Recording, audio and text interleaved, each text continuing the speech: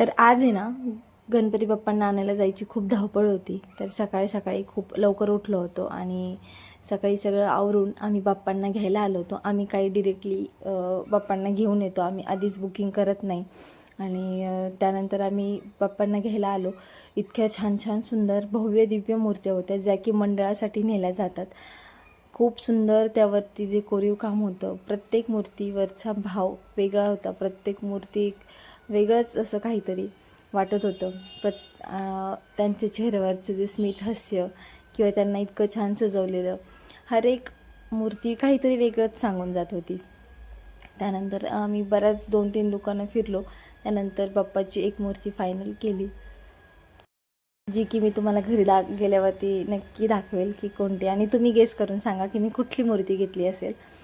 तर मला जशी हवी होती सेम तशीच मूर्ती घेतली, व्हाईट कलरमध्ये होती. आणि त्यानंतर आर्यन दादाकडे दिलं बाप्पांना आणि आम्ही निघालो. प्रत्येक ठिकाणी गणपती बाप्पा मोरया असा जयघोष चालू होता. इतकं मंगलमय वातावरण होतं, इतकी प्रसन्नता, एक वेगळाच वाईब्स असतात ना आपण म्हणतो, तसंच वाटत होतं. रस्त्यावरती पण इतक्या सकाळी सकाळी पण खूप जण आले होते बाप्पांना घेऊन जायला. असं काही नाही की इतक्या सकाळी सकाळी कोण, भरपूर लोक आले होते. त्यानंतर रात्रभर जागून हे जे डेकोरेशन केलं होतं, ही काही वेगळीच औरच मजा असते रात्रभर जागणं किंवा काय.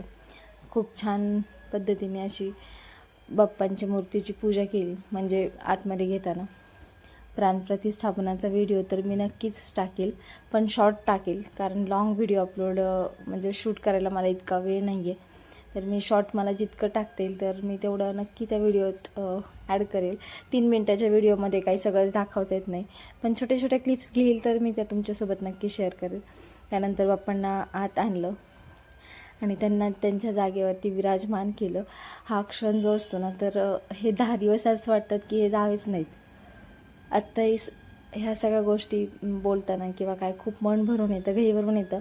ह्या दिवसांची आपण वर्षभर वाट पाहतो आणि तो दिवस आल्यावरती खूप आनंद होतो. म्हणजे आनंद गगनात मावत नाही, असा काही तो विषय.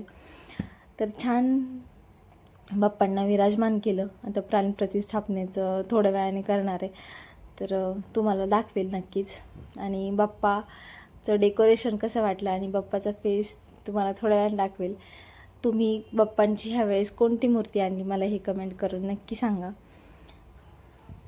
लॉंग व्हिडिओ मी यूट्यूबला टाकण्याचा नक्की प्रयत्न करेल, तर तिथे जाऊन नक्की चेकआउट करा. सगळ्यांना बाय आणि सगळ्यांना श्री स्वामी.